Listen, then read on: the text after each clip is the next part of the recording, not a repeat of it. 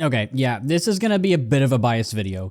If you couldn't tell from my channel, I've definitely got a console manufacturer preference. But it really extends past their systems.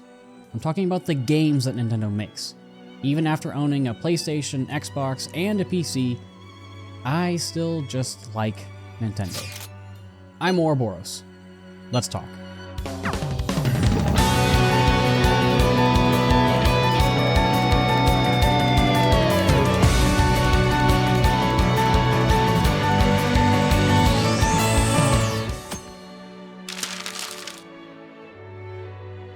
So yeah, I've owned one of every console from the big three.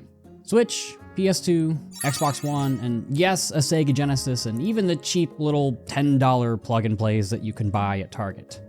Hey, those things were the shit when I was 10.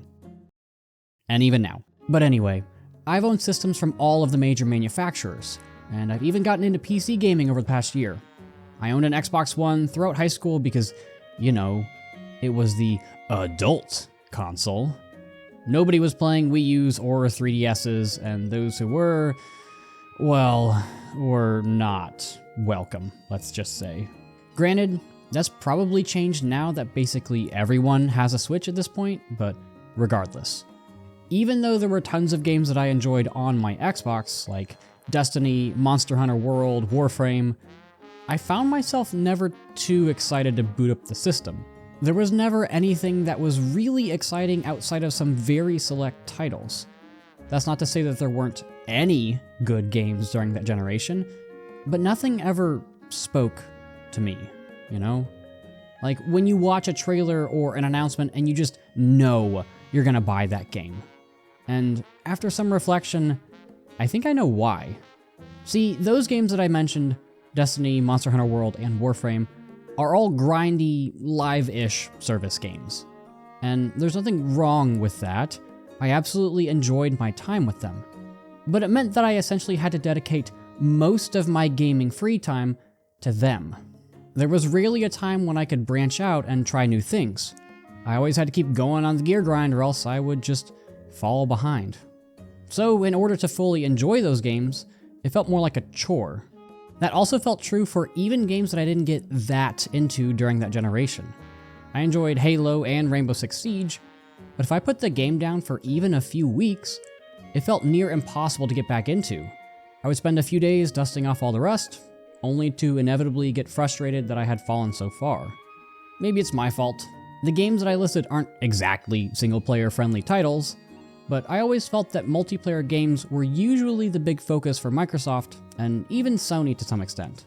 So after, I don't know, probably close to 7 or so years since making the switch from Nintendo to Xbox, I jumped right back. I picked up a Switch and Breath of the Wild, and I haven't looked back since.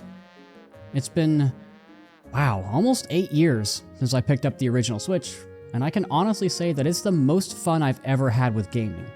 Even topping those elementary and middle school days when I would spend countless nights playing Smash or Mario Kart or Pokemon every weekend with my friends. Part of that comes down to one really important factor: disposable income.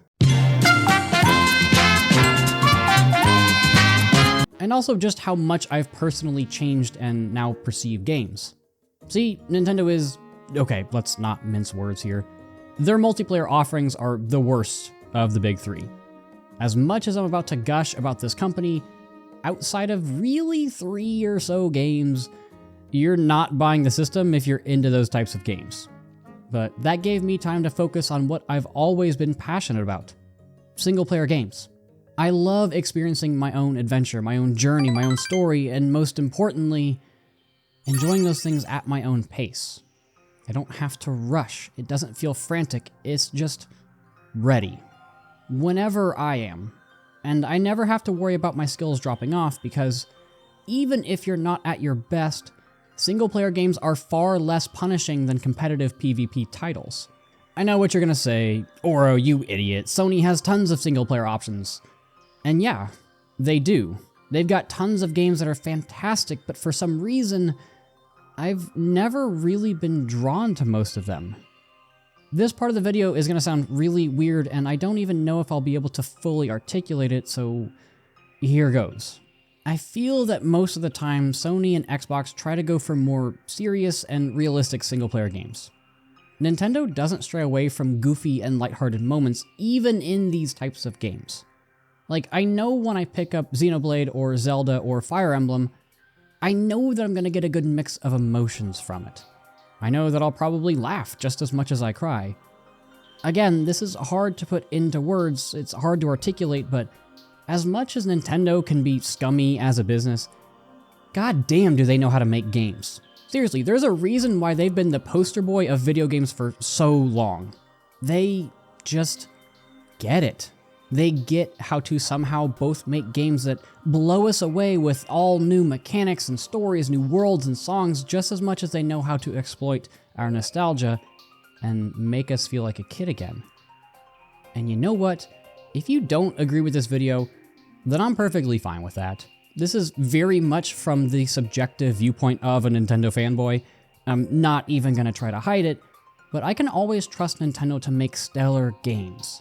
At least for their big franchises. I've never seen a first-party Nintendo game that I've been wary of. It's like we still got that old Nintendo seal of approval, even all these years later. It's been so long since I've been disappointed by a Nintendo game.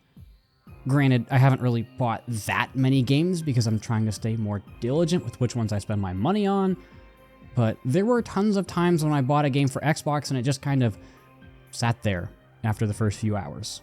Some of them just never sparked my curiosity and really lacked the polish that a game like Smash Ultimate or Xenoblade 3 had. Again, I know that Nintendo has done some shady stuff as a business, but the developers have always been top-notch. They also don't seem to be as focused on microtransactions as the rest of the industry. Yeah, there's stuff here and there, but you never see things like the Star Wars Battlefront 2 fiasco coming from Nintendo. Like I said earlier, I know this video is a little weird. I usually try to stick to more concrete and quantifiable things on my channel, even if those things are inherently rooted in opinion. But with Nintendo, I don't know, I just feel like they're the best fit for me. I guess that's what gaming comes down to after all. We've got so many different options that we can pick and choose to our heart's content. Someone who wants the absolute best performance from their games is going to go PC. People who want traditional, no-frills console experience are going to be drawn to Xbox and PlayStation. And then there's people like me. People who enjoy the polish and innovation of Nintendo. People who stray away from microtransactions. People who love having our nostalgia exploited in the best possible way. This video isn't meant to bash on Sony or Microsoft. I guess this is just my way of putting my feelings for Nintendo into a video. I've had a long road of experimenting around with different games, genres, and even developers. Even at 26 years old, my tastes are still shifting. The games that I play both mold me as a person, and my real-life experiences have molded my taste in games. However, after decades of playing games from all of the big names, there's one conclusion that I've come to. I just like Nintendo. Thanks for watching.